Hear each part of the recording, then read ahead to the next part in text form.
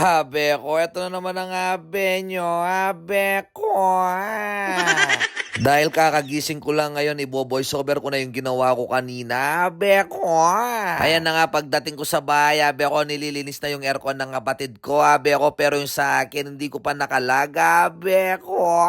Kaya habang nililinis nila yung sa kapatid ko, abe ko, yan na nga, kinakalag ko na yung sa akin, abe ko, ang tagal ko nang tinawagan yung naglilinis ng aircon, ngayon palang dumating, abe ko. Mabubullshit na ako, kaya may bug ko na yung panyakalan na bata, abe ko.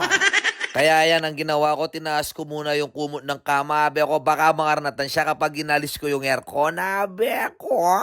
Siyempre, alisin muna natin yung takip niya, abe ko, baka mga pakliya. Sigurado may pakliya yan, abe ko, dahil hindi ako matsagain sa pagkakalaga, abe ko. At nung matanggal ko na siya, abe ko, yan linipak yung camera, banta makwaya nga na, abe ko.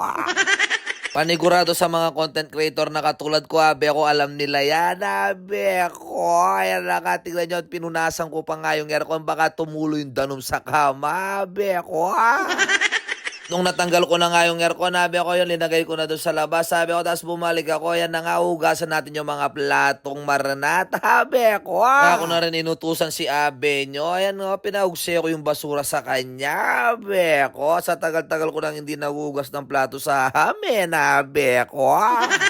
Kaya pasensya na sa mga nanonood, abe ko, dahil talagang maririnig nyo yung abe ko na abe ko na abe ko, dahil hindi mawala-wala sa bibig ko kahit ayaw ko ng bigkasin, abe ko. Kesa naman sa magmura ko, abe ko, naririnig ng anak ko, kaya mas okay na yung abe ko na lang yung sasabihin ko. At nung natapos ko na nga hugasin yung mga plato at saka pinunas yung lababo, yun naalala ko, kailangan ko nga palang magbarena, abe ko, pero tinignan ko muna yung aircon ko, ano yung gumagalasgas sa kanya, abe ko. Kaso hindi ko alam, kaya inayaan ko na lang doon sa naglilinis. Ito nga, pumunta ako sa likod, hanapin ko yung barena, wala na pala siya dito, na kay Daddy O na pala, abe ko. Habang iniintay ko nga pala si Daddy O, kinuha niya yung barena, yan si Yuki, lawin nyo naman, baya pa mong guro, abe ko, kakaungeni. Anong nakuha ko na nga yung barena, yan na nga, umpisain na natin, abe ko, tinabi ko muna yung mga upuan at saka lamesa, dahil baka marnatan sa alikabok-bok, abe ko.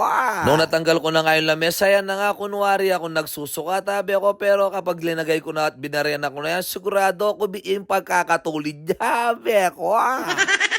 Kaya nga pala ginamitan ko ng maiwagang metros dyan, dahil titira bali-bali pa mo ako, baka makita ni Daddy o mapalmura ko, busbus ka ng busbos, hindi naman pantay yung mga pinagbubutas mo, sigurado yung sasabihin sa akin, abe ko. Kaso yung barena nag-stack up na, dahil matagal siya ng-stack, hindi siya nagagamit doon sa likuran, ayas na nandun kay Daddy o, abe ko, pinagpapalo ko ng martilyo, abe ko. Ano, nakalag ko na nga yung barena, natalik ko na yung taram niya, abe ko, yan na nga, umpisay na natin bubusbusan yung walling, abe ako.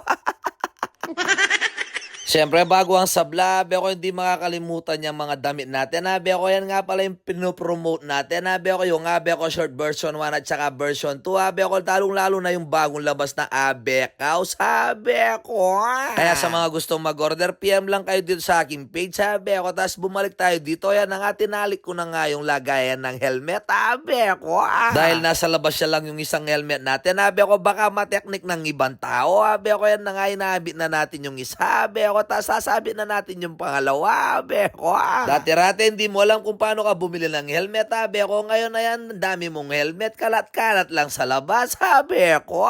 Kaso tinitignan ko sila, abe ko, parang hindi sila pantay, dahil medyo mahaba yung spider, abe ko. Pero yung Gilly, may iksi lang, kaya pinagpalit ko sila ng pwesto, abe ko. Pagkatapos ko nga palang nagawa yung sabitan ng helmet, abe ko, binalikan ko itong naglilis ng aircon, hindi pa sila tapos, abe ko. Yan pala, pag-vlog niya naman pala, abe ko. Beti ba na sargama kaya pala hindi matapos-tapos yung paglilinis ng aircon, abe ko. Yan una na pa ipabag-vlog, abe ko. Pero pag isupport nyo dyan, abe ko, yung yam kay siya na yan, abe ko. Kahit na ako kasagit, daradamang bisa na ako matuntun, abe ko, payanayin kayo mayari yan, kalabat, abe ko, may bug ko na pamusala na, abe ko.